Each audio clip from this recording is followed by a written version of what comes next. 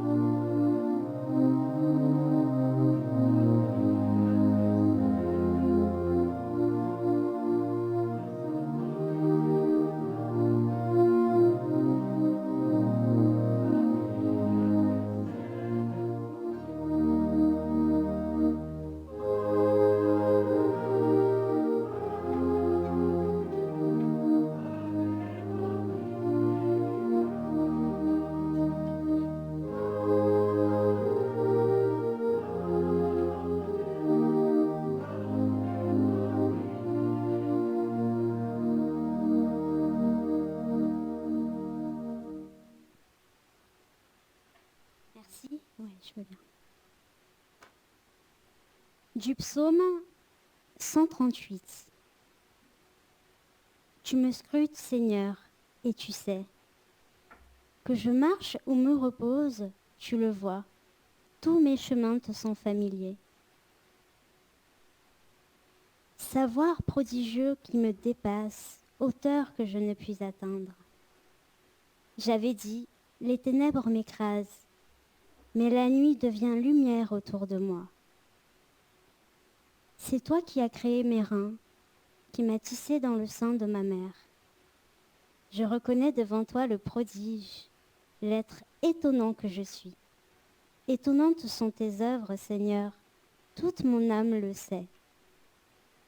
Mes os n'étaient pas cachés devant toi quand j'étais façonnée dans le secret, façonnée dans les entrailles de la terre. Voilà, merci. Alors, c'est un peu difficile pour moi d'intervenir après l'intervention qu'on a eue parce que moi, je viens du milieu des méchants. Ouais, j'ai pas toujours été catholique et en plus, je suis juriste, donc de formation. Donc, je fais partie de ces gens qui débattent et qui remettent en cause ce qu'on appelle aujourd'hui des évidences, non pas par plaisir de contradiction, mais parce qu'en fait, on aime bien comprendre ce qu'on nous dit comme évident. Donc voilà, je vais quand même essayer de vous partager la conversion qui a été la mienne, c'est-à-dire ce retournement du cœur, puisque je crois que c'est la définition d'une conversion, ce retournement du cœur qui, pour ma part, s'est fait par le regard de Jésus. Voilà. Alors, j'ai hésité à prendre ce psaume 138, parce qu'il y en a plein d'autres qui parlent de la beauté, de l'œuvre que je suis.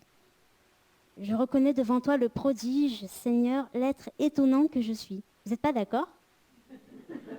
Parce que je me dis devant la glace, assez souvent.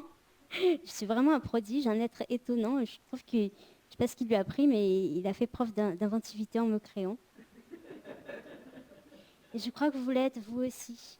Vous êtes un vrai prodige, une vraie œuvre. Et le Seigneur voudrait que nous le sachions et que nous le croyions surtout, parce qu'on peut le savoir sans y croire. Et ça a été mon chemin, de le savoir, mais de pas trop y croire. Il m'a fallu 27 ans pour faire cette rencontre avec une personne qui s'appelle Jésus et qu'on rencontre à la lumière de l'Écriture, à la lumière des Évangiles. Et voilà, donc je me présente, je m'appelle Carolina, Lucia pour les Parisiens, vous pouvez m'appeler les deux puisque vous êtes un peu parisien, un peu... C'est mes deux prénoms. Et j'ai 35 ans. Je suis issue d'une famille brésilienne. Je suis l'aînée de 4 enfants. Ma maman s'est mariée avec un homme qui avait une fille, donc en fait nous sommes 5. Et je suis la seule personne handicapée de ma famille. Alors attention, je dis bien handicapée. Je ne dis pas porteuse de handicap, en situation de handicap. Parce que je crois qu'il n'y a pas une seule partie de ma personne incarnée, c'est-à-dire dans mon corps, qui ne soit concernée par la maladie qui est la mienne et qui s'appelle la maladie des os de verre. C'est pourquoi j'ai choisi ce psaume 138, parce que je trouve que c'est marrant que le Seigneur il dise, par le psalmiste, « Mes os n'étaient pas cachés pour toi quand j'étais tissée dans le secret. » Je me suis dit, wow, il aurait pu dire les muscles, la chair. Nous, elle dit les os. Donc mes petits os à moi n'étaient pas une surprise pour le bon Dieu.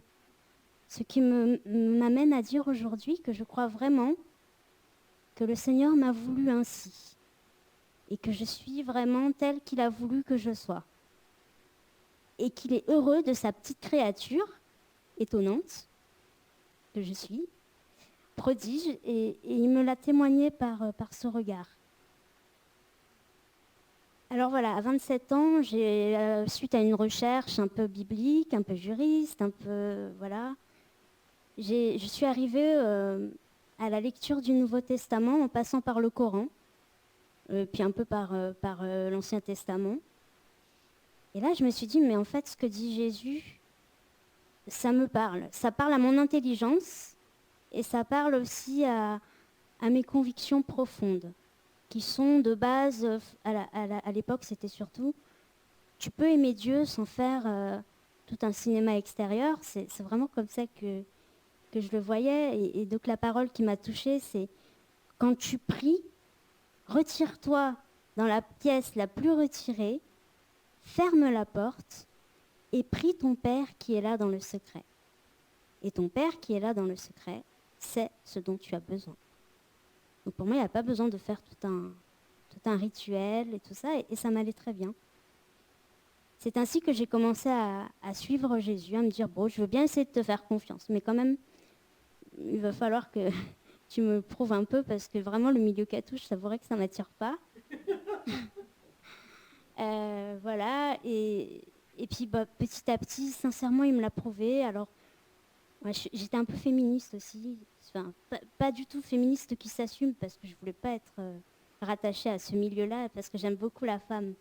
Donc féminine, quoi. Pas une femme qui veut être un homme, ou qui veut prendre la place d'un homme, mais une vraie femme avec tout le déploiement de sa beauté.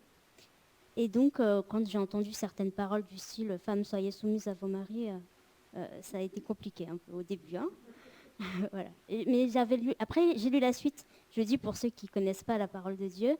Après, c'est « Et vous, hommes, aimez vos femmes, comme le Christ a aimé l'Église. Il s'est livré pour elle. Alors moi, quand il y a un homme qui sera capable de se livrer pour moi, je veux bien qu'on discute. Donc voilà, j'ai choisi Jésus, j'ai choisi l'Église catholique et j'ai choisi la spiritualité du Carmel. En voulant, dans un premier temps, comme nouveau converti, me donner tout à fond et donc, pour moi, être carmélite. Et puis finalement, on m'a dit, ouais, mais avec ton handicap, ça va pas trop être possible.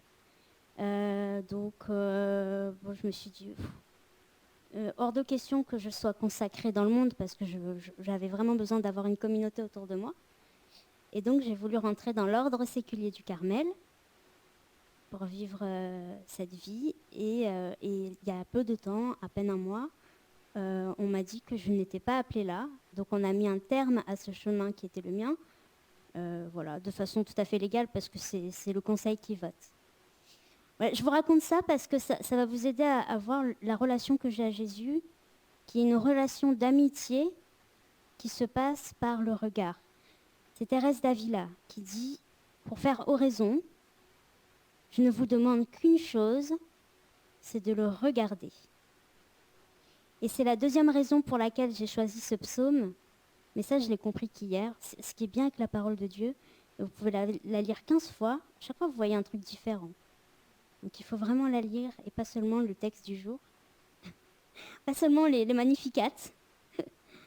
Parce que voilà, j'ai vu qu'en fait ça commence par « Tu me scrutes, Seigneur, et tu sais ». Ça commence par se regarder à travers le regard de Dieu, qui nous scrute. Et à ne pas commencer à regarder Dieu à partir de soi. Alors, c'est vrai que j'ai écouté un enseignement il n'y a pas longtemps qui m'a un peu plus éclairé là-dessus. Vous savez que nous sommes créés à l'image et à la ressemblance de Dieu. C'est ce qu'il est écrit dans Genèse 1, 29, ou un peu plus, 27, 28. À l'image de Dieu, il les créa, hommes et femmes. L'image, c'est l'homme et la femme ensemble. Voilà.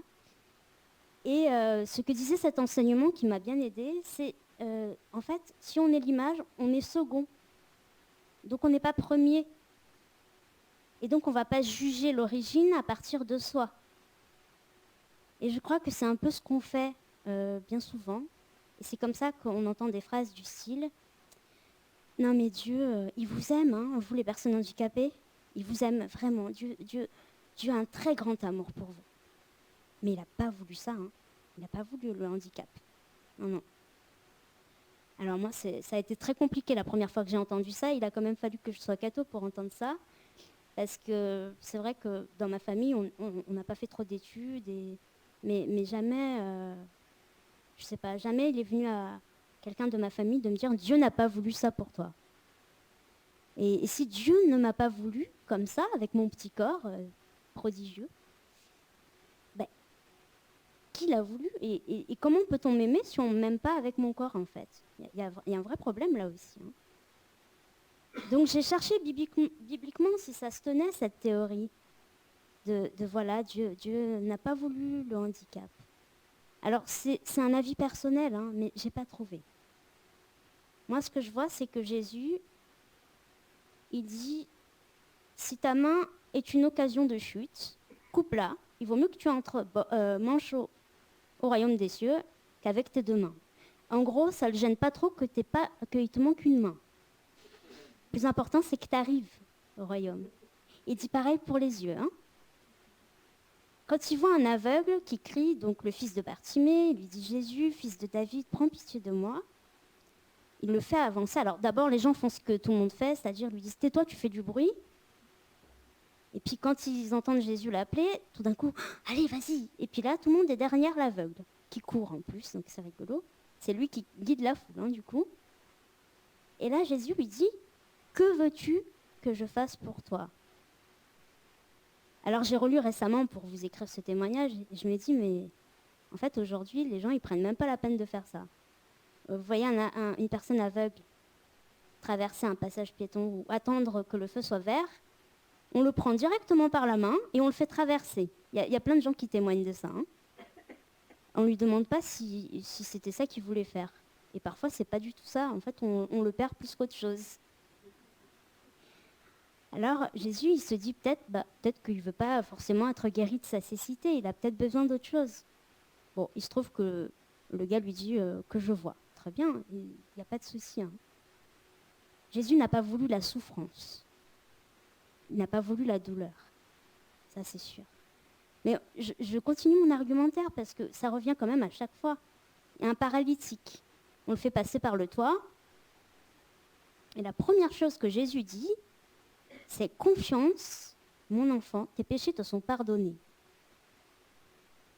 Alors, la première fois, je me suis dit, mais qu'est-ce qu'il a bien pu faire puisqu'il est paralytique? Enfin, après, je sais, hein, parce que les handicapés, on peut très bien s'endurcir intérieurement. Il y a plein de façons de résister à la grâce. Hein, il n'y a pas besoin de poser des actes.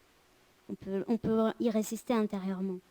Mais, vous voyez, il ne lui dit pas, oh bah tiens, je vais te guérir parce que c'est sûrement ça qui te ferait plaisir. Il lui dit d'abord, confiance, il le ramène à lui, tes péchés te sont pardonnés. Parce que c'est ça la vraie vie. Hein. Et après seulement, il va le guérir. Il le guérit pourquoi?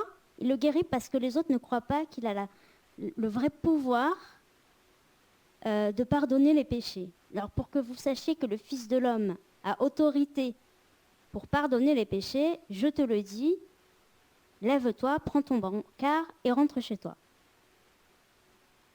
Bon, il y a d'autres cas. Là, tout à l'heure, j'ai relu Jean 9, où il y a un aveugle, encore un. Et puis, les disciples disent à Jésus, qui a péché pour qu'il soit aveugle, lui ou ses parents? Et Jésus dit, ni lui ni ses parents, mais c'est pour que les œuvres de Dieu se manifestent à travers lui. J'arrive jamais à retenir la phrase exacte, parce qu'elle est un peu tournée, voilà, mais je crois que c'est quelque chose comme ça. Puis il va le guérir, et c'est à travers cette guérison qu'on va comprendre que Jésus est prophète. Prophète, et plus qu'un prophète, fils de Dieu. Donc, Dieu n'a-t-il pas voulu le handicap? On va peut-être, pour ma part, je veux dire, en tout cas, il m'a voulu tel que je suis, je crois vraiment, et ça me réjouit. Ça me réjouit, mais ça ne m'est pas tombé comme ça. Je veux dire, je n'ai pas cru ça à 10 ans. À 10 ans, ou quand j'étais plus jeune, jusqu'à 25 ans, je me disais toujours qu'il y avait une bonne raison quand même. Je me dis que le Seigneur sait ce qu'il fait, je ne sais pas pourquoi j'ai toujours pensé ça. Parce que je connais mon caractère. Je me suis dit que si j'étais valide, je serais certainement en prison ou délinquante. Donc tant mieux, il m'a cloué sur un fauteuil comme ça, au moins j'évite certaines choses. Je me suis vraiment dit ça. Hein. Et puis j'avais dans le cœur quand même que peut-être qu'il y avait une mission derrière ça, que c'était pour quelque chose. Pour quelque chose. Et alors voilà, j'ai eu diverses étapes de conversion. La première a été à travers un frère que j'aimais pas beaucoup, j'avoue. Et donc, j'ai un petit caractère, c'est tout blanc, tout noir. Et puis un jour, comme ça, je préparais un week-end que ma marraine et mon parrain m'avaient offert à Lisieux. Donc je cherchais un peu ce que je voulais faire. Et tout d'un coup, je regardais en même temps les apparitions de Fatima. Et tout d'un coup me vient comme une image antérieure. Ils sont là, je crois qu'ils savent pas ça. Et donc je vois comme si le Seigneur regardait ce frère. Il me regardait, le regarder en fait. Il me disait, regarde ce que je fais. Il ne me l'a pas dit, j'ai pas eu de voix. J'ai eu un regard qui parlait. Regarde ce que je peux faire à partir de rien. Et je voyais comment le Seigneur était en train de transformer ce frère de l'intérieur et à quel point c'était beau. Vraiment, j'ai été émerveillée. Alors, encore une fois, je suis carmélitaine de formation. Donc, j'ai lu un peu le château de Thérèse d'Avila qui dit que la personne humaine est comme un château taillé d'un seul diamant. Et que dans ce château, il y a plein de salles, plein de lieux qui ont été souillés, abîmés par le péché en fait. Mais au centre réside la salle du trône où le roi est. Et le but du jeu, c'est de pouvoir regagner ce centre. qu'on a perdu. Et donc moi je voyais que ce frère, à travers ses fragilités, c'était comme des petits cailloux qui, bien taillés, devenaient des diamants. Vous voyez, c'est la misère donnée à Dieu qui devient porte d'entrée de la grâce, je crois. Alors ça a été mon premier pas vers l'émerveillement de la personne humaine. Ça a commencé par quelqu'un d'autre. Je ne pouvais pas encore accepter que ce soit pour moi. Ensuite, petit à petit, je me rappelle d'un jour où j'ai dit à ma maman, quand même, alors je ne sais pas si je lui ai dit si tu avais avorté, j'aurais pas dit ça quand même, mais j'ai dit si tu m'avais pas eu, ta vie aurait été plus simple. Ma maman m'a eu à 16 ans, dans une famille pas riche, vraiment.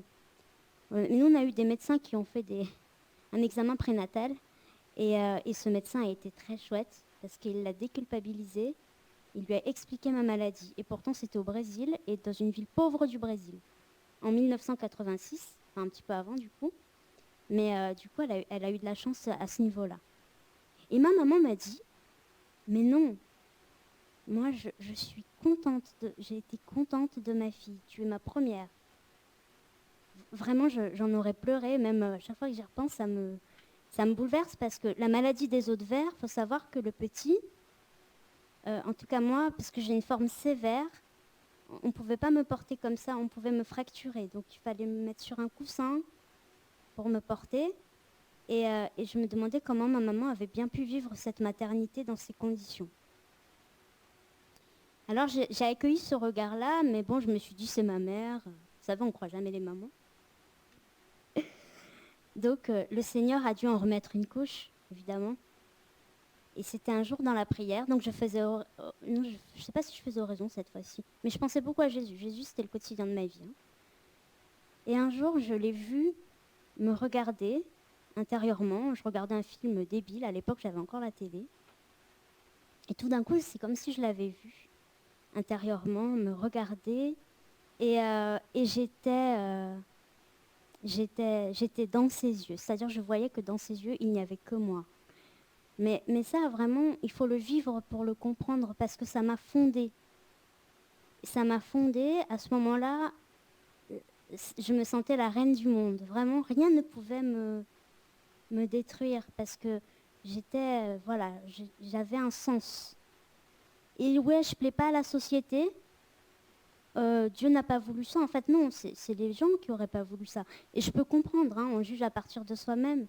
Mais en fait, lui, il m'a voulu comme ça, en fait. Et ça a été le début. Alors après, vous savez, c'est les nouveaux convertis. Après, on a des petites épreuves. Mais ça, c'est toujours resté. C'est toujours resté. Et puis en 2019, j'ai eu un accident domestique, on va dire. Je suis tombée. J'ai fracturé plein de petits os. Ça faisait longtemps que ça ne m'était pas arrivé. Et j'avais encore envie de rentrer au Carmel, mais j'ai compris par cet accident que peut-être ma place était plutôt dans le monde. Et donc j'avais envie de donner ma vie, enfin de donner ce que je vis de difficile lié à mon handicap pour des intentions de prière. Et j'ai écouté Jean-Christophe Parisot qui a dit il y a une mission que les personnes handicapées portent mais qui est mal utilisée dans l'Église, c'est la mission d'intercession. Alors, je me suis dit là, on est trop d'accord. Et c'est comme ça, plus ou moins, que j'ai connu Marie-Thérèse. Parce que je sais qu'à Mère de Miséricorde, vous avez une filière des urgentistes.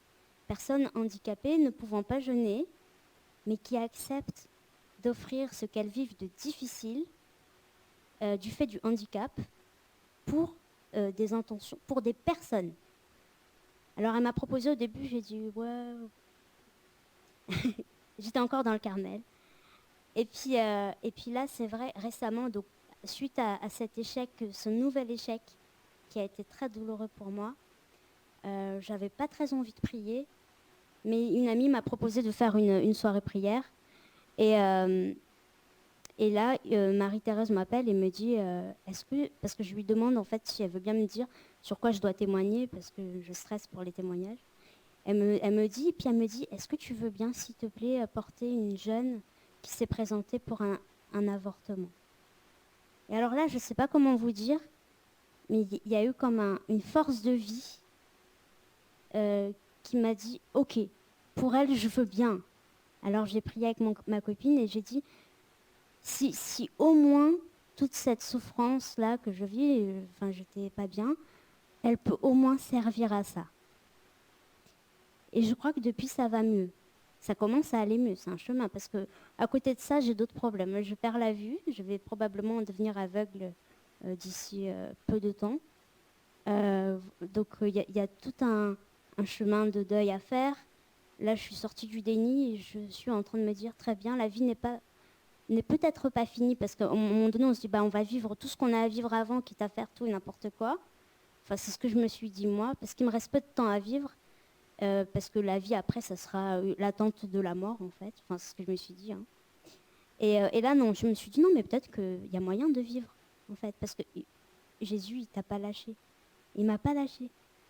Voilà. Et donc, j'ai donné ça pour cette fille. Moi, c'est surtout pour la maman, j'avoue, parce que je crois qu'un avortement ou une fausse couche, du fait de mes amis qui ont vécu, du fait de ce que j'ai vu et aussi parce que je suis femme et je sais le désir qui m'habite de donner la vie, je crois que c'est vraiment quelque chose qui est douloureux, qui n'est pas compris et qui met beaucoup de temps à être guéri, voire qui ne peut pas être guéri sans le secours de Dieu. De même qu'une blessure existentielle, Dieu t'a voulu tel que tu es, Dieu t'aime vraiment. En fait, tout le monde aurait pu me le dire. Il y en a qui le disent à tout bout de champ, ça ne marche pas, ça ne descendait pas. C'est peut-être pour ça que le Seigneur a dû intervenir. Quand les cœurs sont trop endurcis, il prend les grands moyens. Voilà. Et donc aujourd'hui, je peux dire que pour l'instant, en tout cas, je rends grâce à Dieu. Je pense que ça va durer tant qu'il y aura de la vie à donner. Je reconnais devant Dieu le prodige, l'être étonnant que je suis, parce que cet être-là est fait pour se donner, pour donner sa vie, et c'est en donnant sa vie, il la reçoit de nouveau. Vous voyez, c'est pas fait que pour soi, pour tourner en rond autour de soi. C'est ce que Jésus a fait. Hein. Ma vie, nul ne me la prend, c'est moi qui la donne, et je la donne pour la recevoir de nouveau. Et je crois qu'on est appelé à emprunter ce même chemin.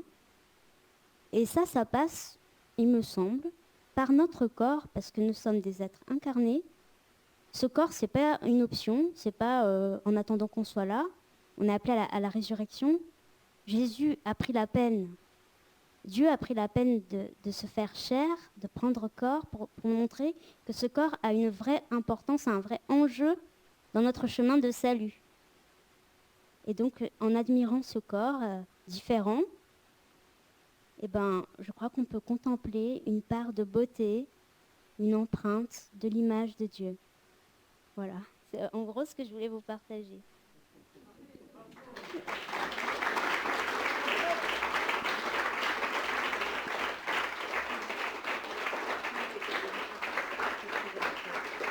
Je crois.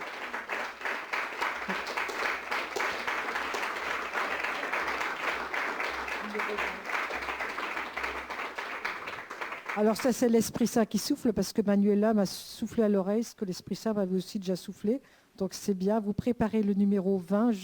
Je te bénis, mon Créateur, pour la merveille que je suis. Mais je voudrais juste partager un sentiment que j'ai. Moi, j'ai envie de me mettre à genoux devant toi, pour l'être étonnant que tu es, comme on se met à genoux devant le Saint-Sacrement, et je crois que Jésus se met à genoux devant chacun de nous.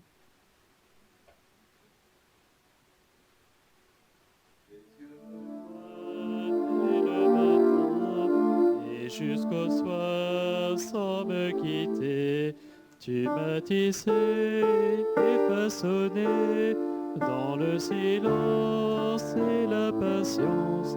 Je te bénis, mon Créateur, pour la merveille que je suis. Tous ces trésors au fond de moi que tu as mis sans fin de bruit.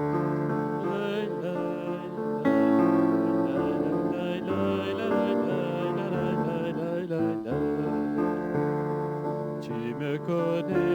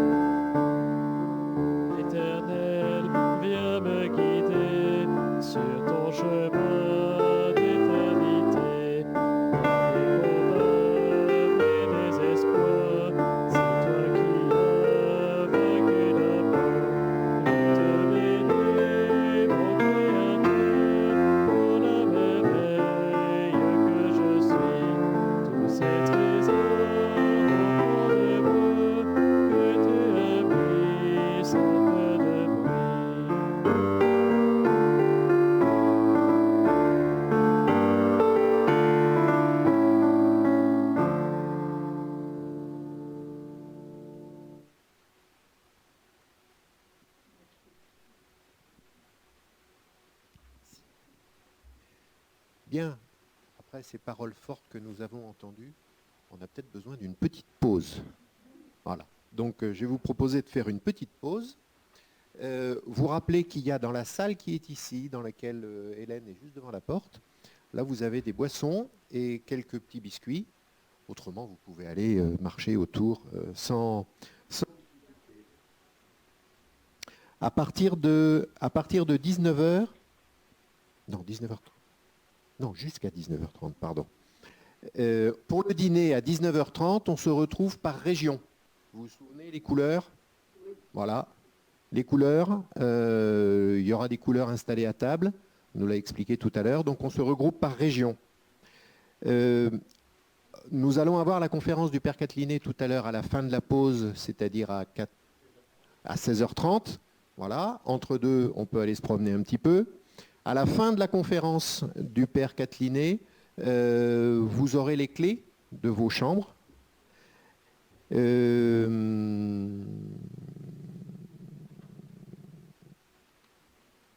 Voilà ce que je voulais vous dire. Et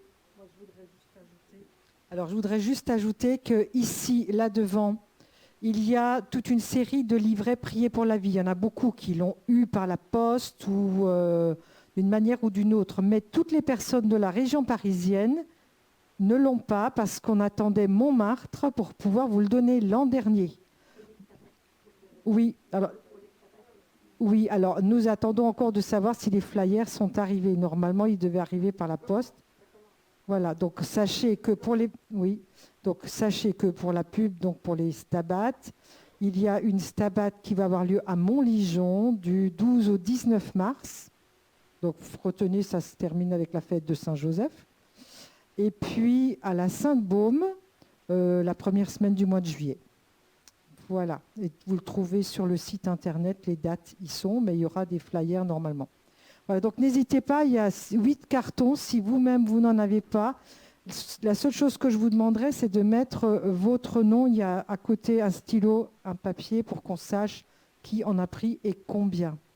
Voilà, pour qu'on n'ait pas besoin de vous les redonner. Et merci. Bon goûter. bien, je vous rappelle donc le 16h30, conférence du Père Quatelinet. À l'issue de la conférence du Père Quatelinet, les clés vous seront données. Vous avez une grosse heure dans votre installation. Et rendez-vous après, donc à 19h30, pour dîner en bas. Après la conférence du Père Quatelinet, j'invite les personnes qui font partie de notre association Mère de Miséricorde, à rester quelques minutes, vraiment. Il y en a pour très peu de temps, ici. Quelques minutes pour qu'on puisse prendre juste un petit temps entre nous. Les personnes de l'association ont reçu un petit mail vous invitant à cette petite réunion il y a quelques jours. Voilà, donc merci de rester un tout petit peu. Merci. Merci Madame la Présidente. Après la conférence du Père Quatelinet.